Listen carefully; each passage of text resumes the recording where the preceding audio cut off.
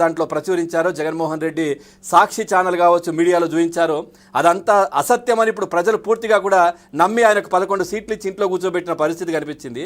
So దీన్ని నిజంగా చెప్పాలంటే చాలా తక్కువ మందికి తెలుసు కావచ్చు. జగన్మోహన్ రెడ్డి కూడా సాక్షిని నమ్మడు. సాక్షిలో వచ్చినటువంటి వార్తలను కథనాలను ఆయన విశ్వసించరు. ఒకసారి 2019 డిసెంబర్లో అసెంబ్లీలో ఆయన చెప్పారు. ఒక్కసారి మనం చూద్దాం ఆ వీడియో.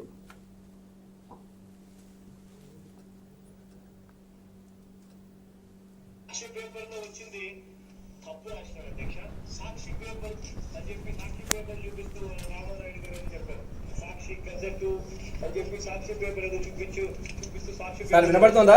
సాక్షి పేపర్ లో వచ్చింది తప్పు రాసినాడు అధ్యక్ష. అదే రోజు వేరే పేపర్లలో వచ్చినట్టు కూడా ఒకసారి చూస్తే సంతోషపడతారు. సాక్షి పేపర్ ఒకసారి ప్లే చేయండి, అది ఫుల్ స్క్రీన్ లో ప్లే చేయండి. సాక్షి గజెట్ అని చెప్పి సాక్షి పేపర్ ఏదో చూపిస్తూ సాక్షి పేపర్ లో వచ్చినాడు. సాక్షి పేపర్ లో వచ్చింది తప్పు రాసినాడు అధ్యక్ష. సాక్షి పేపర్ అని చెప్పి సాక్షి పేపర్ చూపిస్తూ రామానాయుడు గారు ఏదో చెప్పారు. సాక్షి గజెట్ అని చెప్పి సాక్షి పేపర్ ఏదో చూపిస్తూ సాక్షి పేపర్ లో వచ్చినాడు. సాక్షి పేపర్ రైట్. సత్యమూర్తి గారు సార్ ఏం చెప్తారు? విన్నారా? వినబడిందా? నేను మళ్ళీ ప్లే చేస్తాను కానీ ఆ సౌండ్ కొంచెం చిన్నగా ఉంది. వినబడిందా?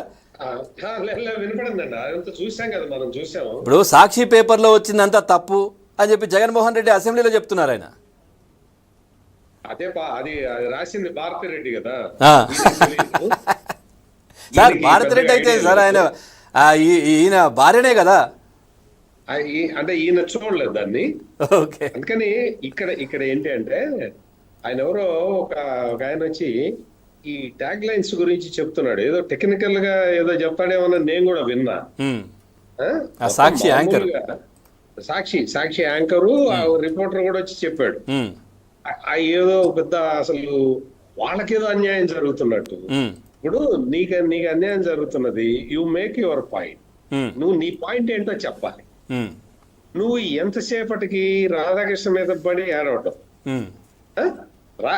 ఇప్పుడు నీకు మీరే చెప్పారు ఇక్కడ ఎంతమంది వ్యూయర్షిప్, మీకు సబ్స్క్రైబర్ బేస్ మీకు ఎంత ఉంది, సాక్షికి ఎంత ఉంది అనేది. సాక్షికి మొత్తం న్యూస్ పేపర్ కి ఏమో సర్క్యులేషన్ లేదు. ఈ డిజిటల్ పేపర్ కి చూస్తేనేమో డిజిటల్ పేపర్ లో సబ్స్క్రైబర్లు లేరు. అవును. ఆ మెయిన్ టీవీ ఛానల్ ఎంతమంది చూస్తారో వాళ్ళకే తెలియదు. అన్ని కూడా మ్యానిపులేటెడ్ ఈ లెక్కల మీద బతుకుతున్న మీడియా ఏదైనా ఉంది అంటే అది సాక్షి మీడియా. అన్ని మ్యానిపులేటెడ్ లెక్కలే. మీరు ఇందాక మీ ఇంట్రడక్షన్ లో కూడా చెప్పారు, వాలంటీర్లకి డబ్బులు ఇచ్చి పేపర్ల సర్క్యులేషన్ ప్రమోట్ చేసుకుందామని ప్రయత్నం. That is called unethical promotion. Sir ఒక్కసారి మధ్యలో వస్తున్నాను. ఒకసారి వీళ్ళు చేస్తున్నటువంటి ఇంకో అంశం చూపించి ప్రజలకి ఒక్కసారి ఇప్పుడు సాక్షిని టైప్ చేసి అంటే www.sakshi.com ట్యాగ్స్ ఈనాడు న్యూస్ పేపర్ అని ట్యాగ్ చేసి మనం ఎంటర్ చేస్తే సాక్షి దాంట్లోకి వెళ్తున్నాం. చూడండి ఇక్కడ క్లియర్గా చూడండి. సో ఇక్కడ ఒక్కసారి మనం బ్యాక్ వెళ్దాం.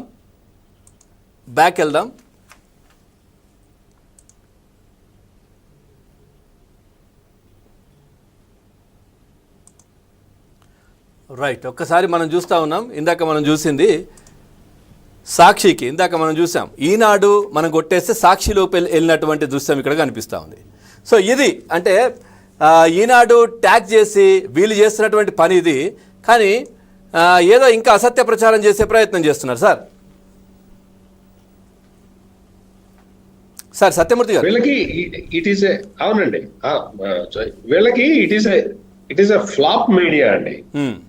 సాక్షి ఈజ్ ఎ ఫ్లాప్ మీడియా. వాళ్ళకి అసలు ఛానల్ పెట్టిన 10 సంవత్సరాల వరకు వాళ్ళకి అసలు బ్రేక్ ఈవెన్ రాలేదు. బ్రేక్ ఈవెన్ ఎప్పుడు వచ్చిందో తెలుసా? ప్రపంచంలో ఉన్న అన్ని పత్రికలు, అన్ని టీవీ ఛానల్స్ లాసుల్లో ఉన్న కరోనా టైంలో సాక్షి పేపర్ కి, సాక్షి ఛానల్ కి ప్రాఫిట్ వచ్చిందండి. 500 times ప్రాఫిట్ వచ్చింది. ఎట్లా వచ్చింది? మొత్తం గవర్నమెంట్ సొమ్ము దోచుకుంటే వచ్చింది. ఇప్పుడు మళ్ళీ వస్తుందా? ఇప్పుడు మళ్ళీ రాదు.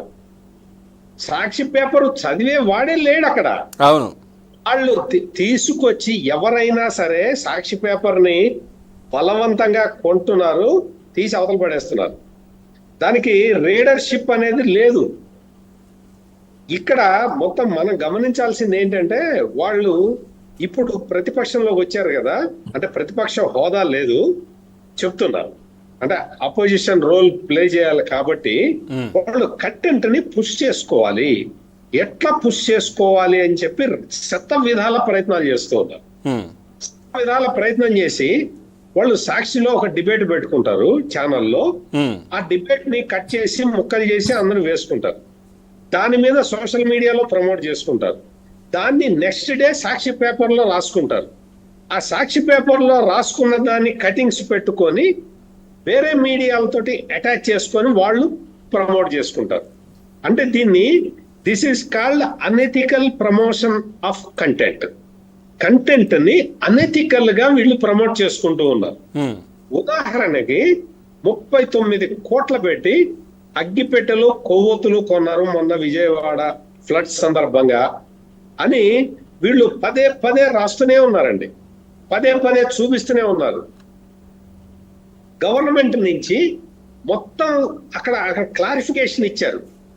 అరే ఇది రాయద్దయా, ఎందుకే అనవసరమైన తప్పుడు వార్తలు రాస్తారు అని చెప్పి సాక్షి మీడియాకి గవర్నమెంట్ రిజైండర్ ఇచ్చినా కానీ కనీసం రిజైండర్ ని కూడా పబ్లిష్ చేసేంత అసలు మినిమం ఎథిక్స్ జర్నలిజం లో పాటించని పత్రిక ఏదన్నా ఉంది అంటే అది సాక్షి.